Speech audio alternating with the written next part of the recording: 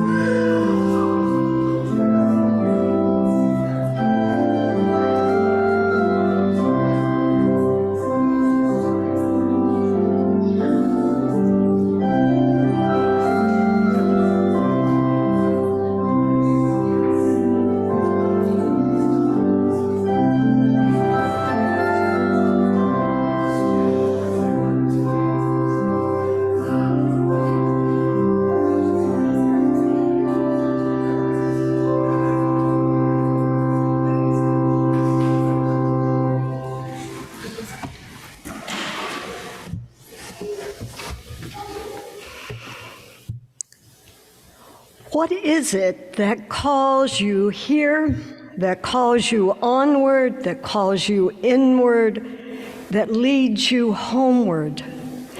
What is it that gives you the power to make that change, to ask that question, to take that journey? What is it that says you have done well, that asks you to learn more, that brings you to stillness, that holds you up in hard times? It is relationship, the beating heart of our faith. It begins when we share this hour, our truths, this air, our hearts. Come, let us worship together. Those opening words are by Monica Jacobson Tennyson. And now I would invite you to rise in body and or spirit. We're going to be led in our opening song by, I think, Ian and some young voices as well. Is that right? Yeah. And remain standing, please, then, for the chalice and the doxology. The words for our song are on the insert.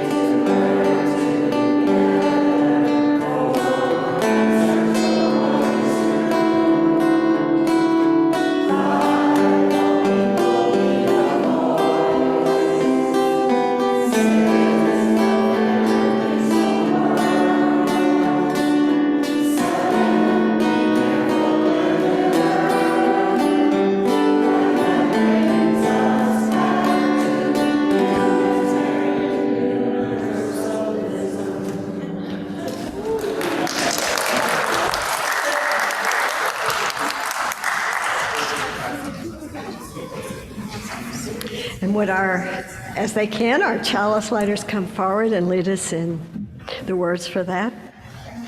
Those are printed in your order as well.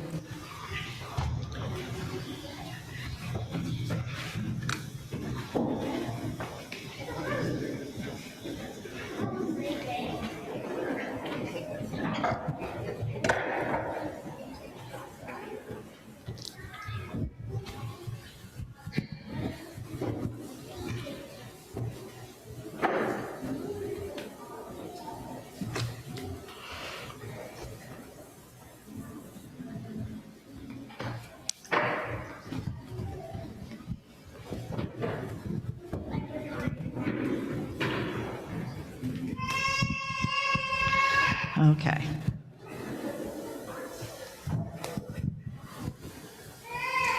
Let this flame be to us a symbol of the wholeness we seek. Its brightness dispelling gloom, lighting a path to faith and hope. Its glow reminding us of the sacred bonds that link us to all living things. Its radiance calling us to cast the light of freedom, justice,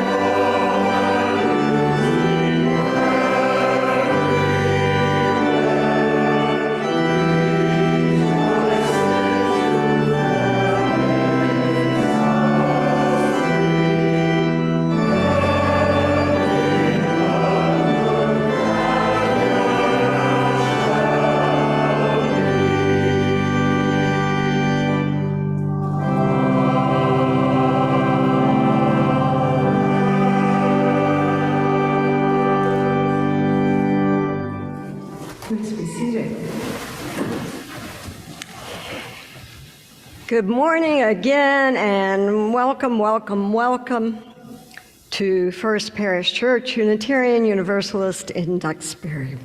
I'm the Reverend Susan Milner. My pronouns are she and her, and it is my honor truly to serve as interim minister to this historic congregation.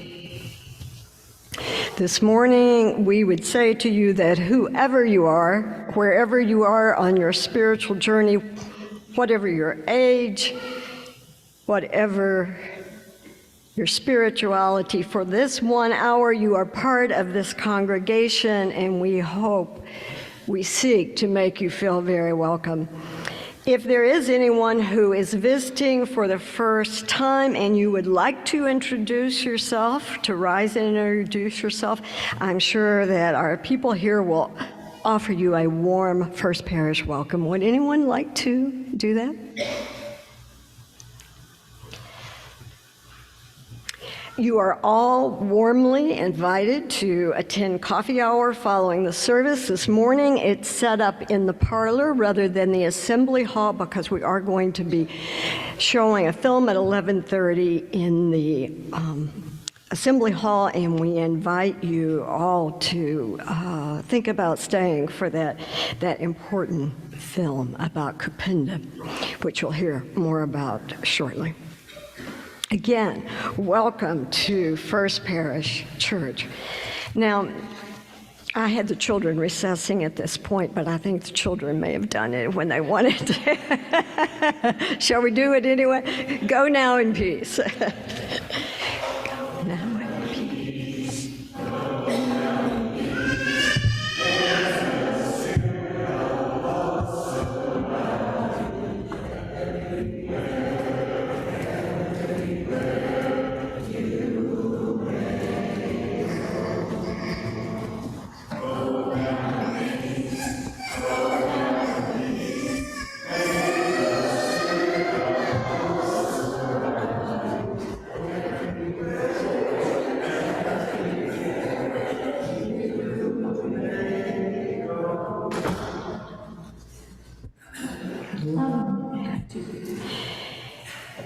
My reading this morning is short, and it is one that I am sure will be familiar to you.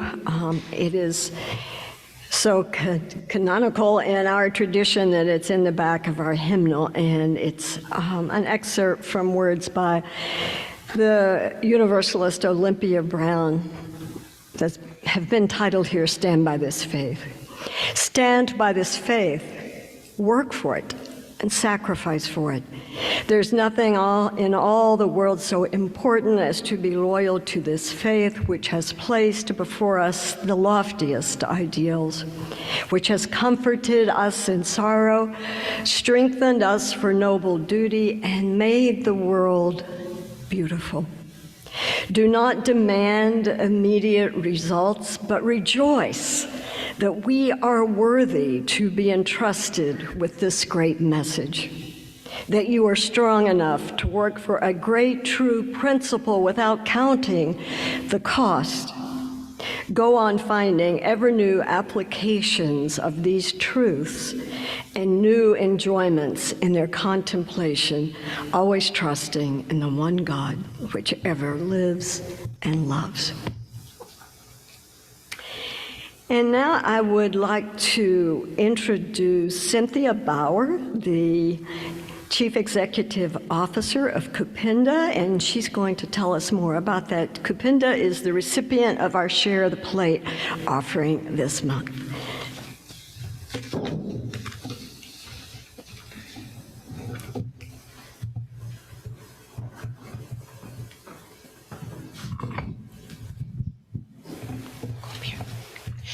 Hi, everyone. Thanks so much for welcoming me today. I'm Cynthia Bauer, and this is Jessica Charles, who actually has been coming here on and off. So I wanted to make sure you knew her face, as you might see her more. I live up near Bar Harbor, Maine right now, so you won't see me much. But anyway, Kupinda for the children, you can see in your inserts, there's a little green insert that gives you more background on what the organization does. We transform harmful beliefs connected to disability to those that improve the lives of children. And the reason that this is our focus is so many places around the world, including here in the United States and even here in Duxbury, people have misconceptions about disabilities. And a lot of it has to do with thinking of people with disabilities as less than human, too, and thinking that they shouldn't be included like everyone else. And in Kenya and other countries around the world where we work, some of those perceptions even go to thinking that disabilities come from witchcraft or curses or lack of faith in God.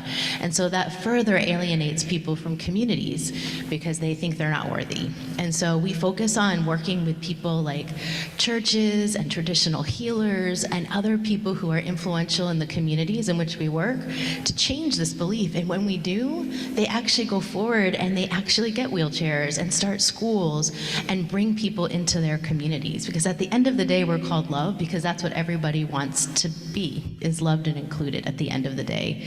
And the reason I started this over 20 years ago was when I met my friend Leonard, who you'll see in the documentary if you come this afternoon. And I had learned that people with disabilities were actually being killed because they thought it was a curse or that they wouldn't be any good to the family. And I was told that because I was born without my left hand, I actually might have been killed if I had lived there. So that was the reason I went from being a wildlife biologist to running an organization now, which last year, according to our numbers, was 700,000 children with disabilities in 14 countries that have improved lives. And if you see the documentary today, you'll see a little more of how we do that. Thank you so much.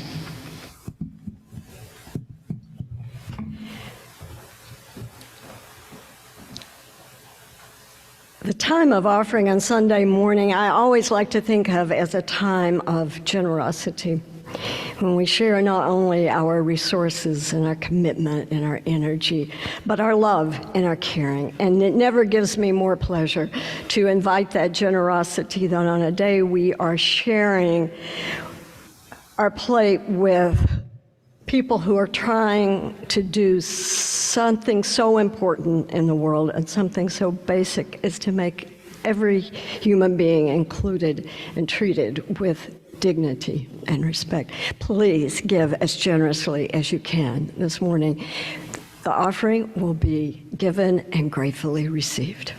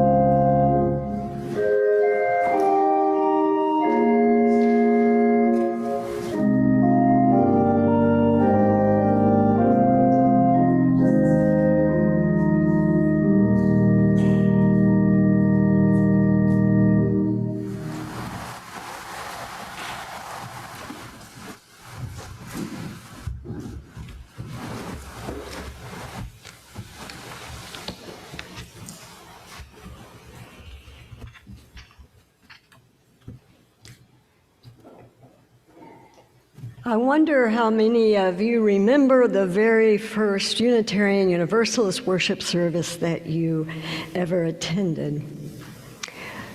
Mine is clear in my mind, even though it was quite a long time ago, as the mid-morning light filled the sanctuary of that congregation, and laughter spread through its room. I knew that I had come home. Just knew that feeling of being at home. And although I have my quarrels with our tradition, who does not, since that day, this has always been where I belong. But I recall a different light in the glare of a television camera just a few short years later. I was finishing up my training for ministry with a program in Atlanta, Georgia, when I agreed naively to be interviewed on a local cable religious television program. Now, this was Atlanta in the 1980s. And when the day came and the red light went on, I was a deer caught in the headlights. And as soon as I said that ours is a free faith, the questions started. What do you mean that yours is a free faith? Well, we have no dogma. You mean you don't believe anything? No, I don't mean that. Well, what do you believe? It varies from person to person. Do you believe in God? Some do. Do you believe in Jesus? Well, not in the way you're asking. Do you believe in salvation? It depends on the definition. Do you mean you can just believe whatever you want to? Now, I am quite sure that my head and my heart held better responses than I made that day. But the reality of sharing those with what I suddenly realized was likely a very unsympathetic audience on television reduced me to near wordlessness. Perhaps it was not as bad as I recall. Memory has a way, does it not, of dramatizing and melodramatizing moments that at the time are awkward. But I can tell you this. I swore to myself from that day forward that I would be able to say what we mean by a free faith and what I believe. Not just to avoid my own humiliation, although I'm always interested in that, but because we owe it to a worthy and generous and brave tradition to represent it with dignity. In truth, a free faith is one not that demands little from us, but one that demands a great deal, a great deal. A free faith is indeed one which gives freedom. It allows the freedom to define theological and ecclesiastical life historically.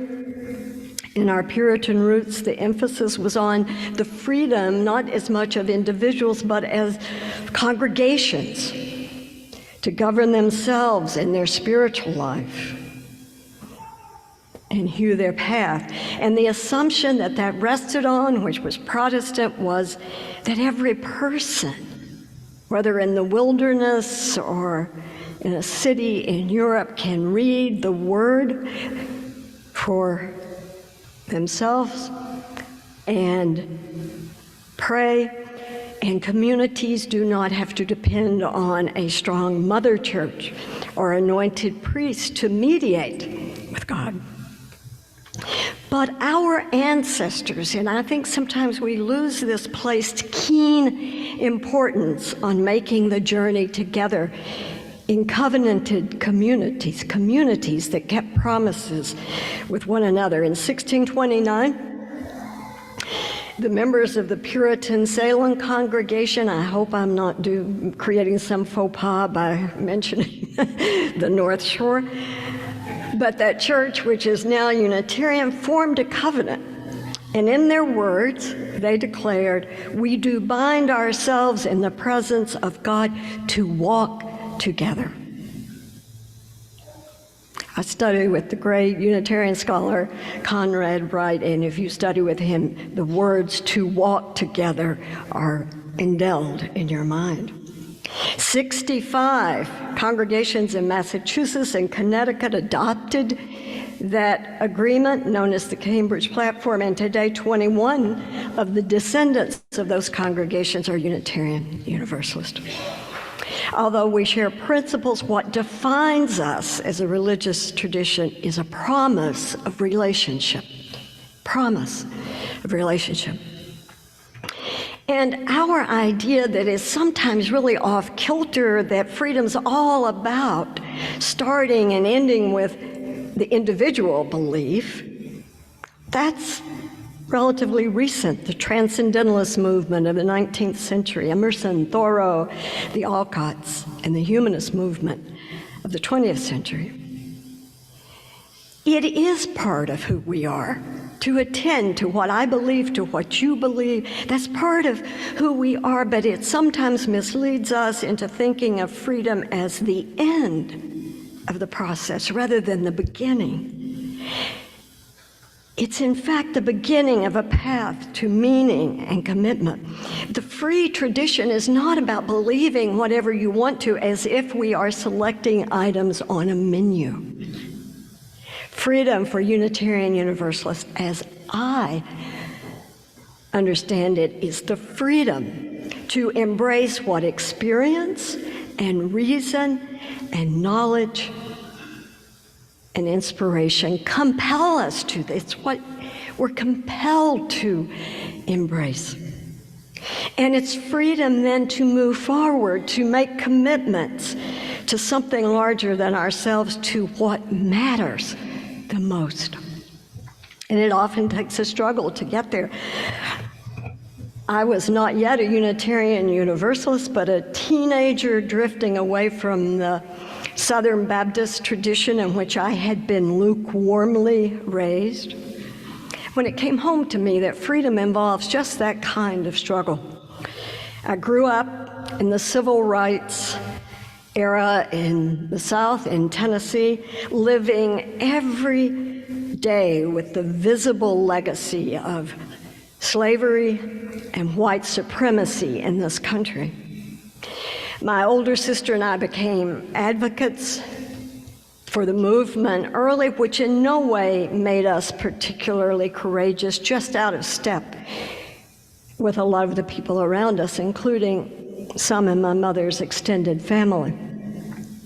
One Thanksgiving, one of our aunts and uncles who were very involved in their conservative, probably evangelical church, came to our house for Thanksgiving.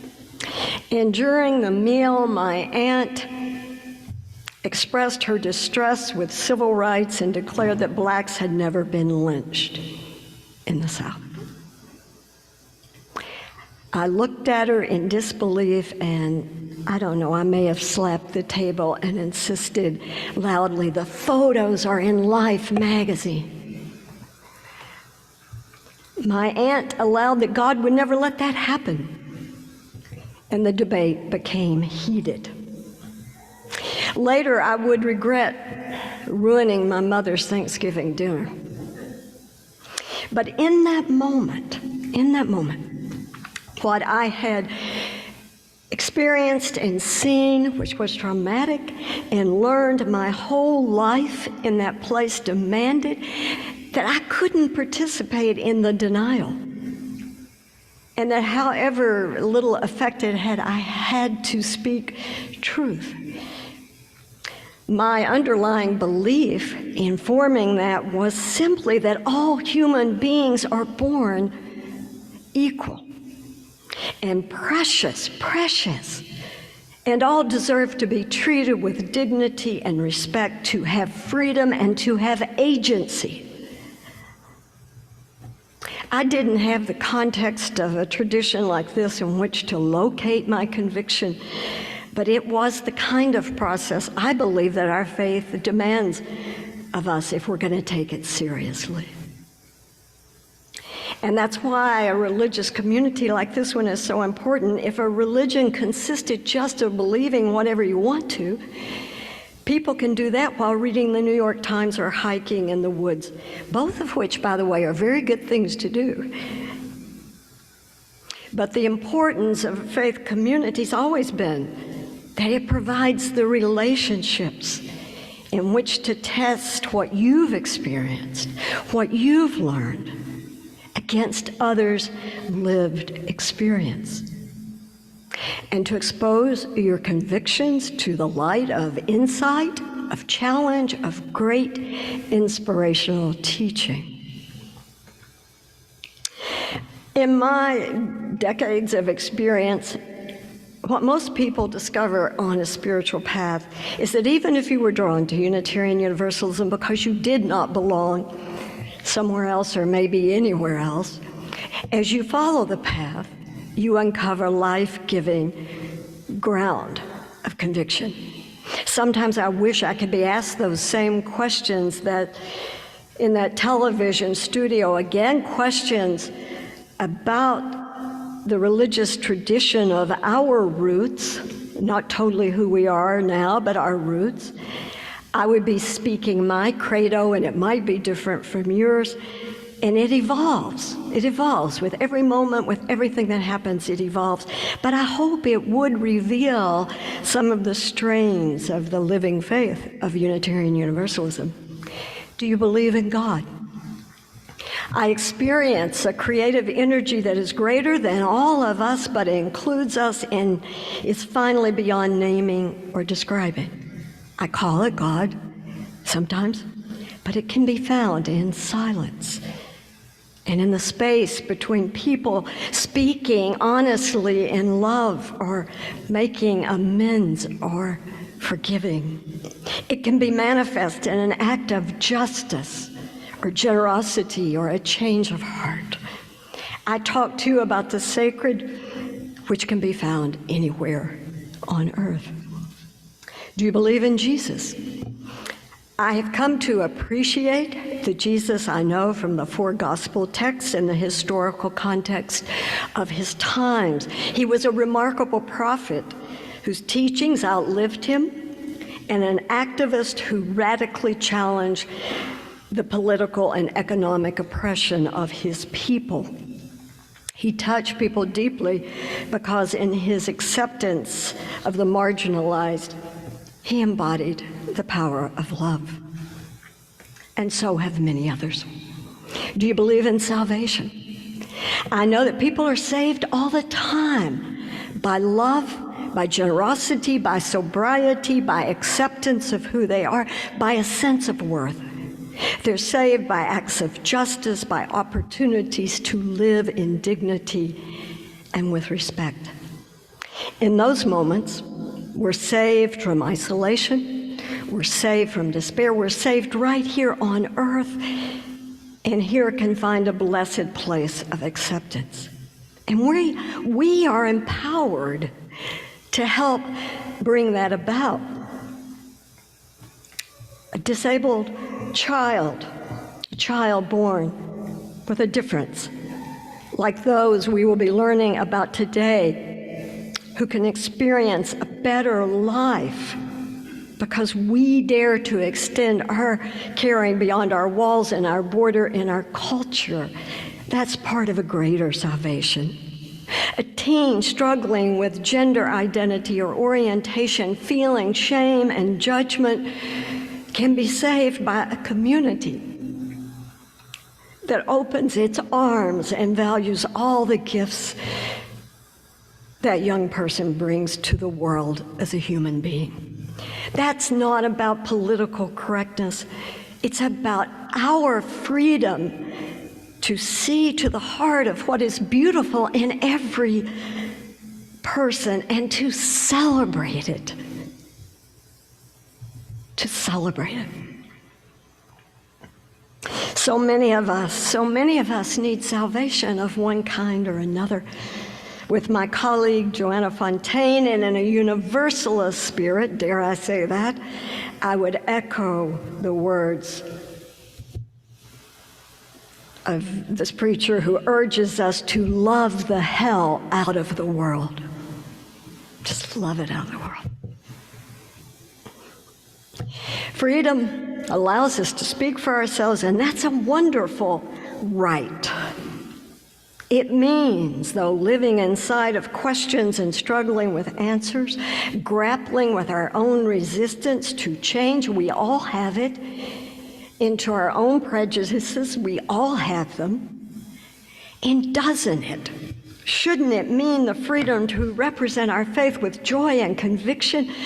The first woman to be ordained by a denomination in 1863, Olympia Brown, whose words I read earlier, and who spoke from freedom, but also belief that every person is a child of the divine, said, "Stand by this faith.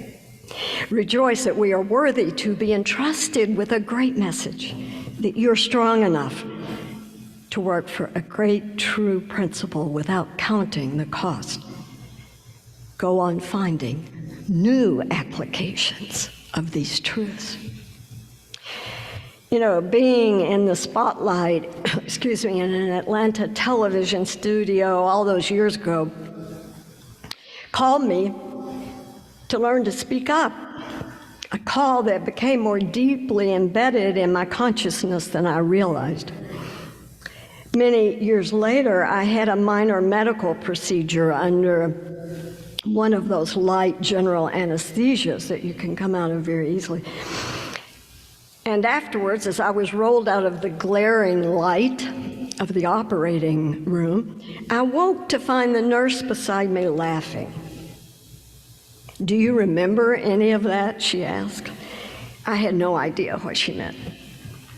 Apparently, after they put me under, someone mentioned that I was the minister of the local Unitarian Universalist Church.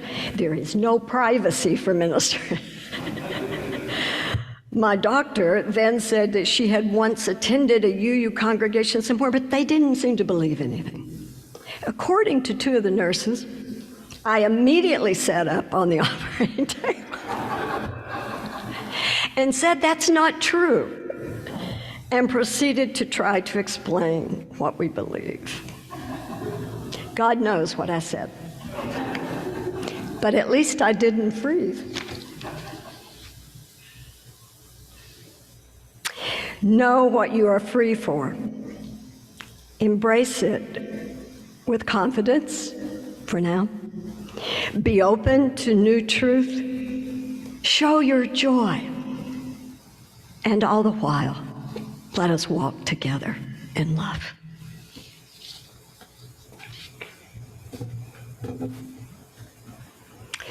I invite you to rise in body or spirit and join in singing number 131, "Love Will Guide Us."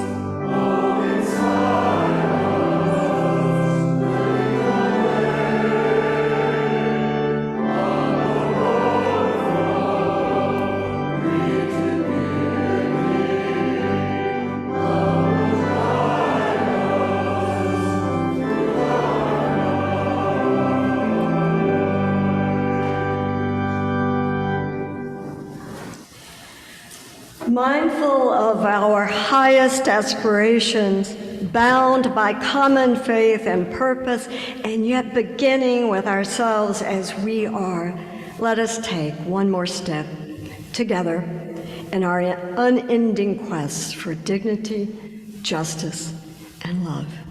Amen. The words of Rebecca A. Edmonston Lang. Please be seated for the postlude, and would our ushers extinguish the chalice, please. And I suppose I should apologize for ending a bit early. I'm learning your service and in trying not to run over. Better short than long.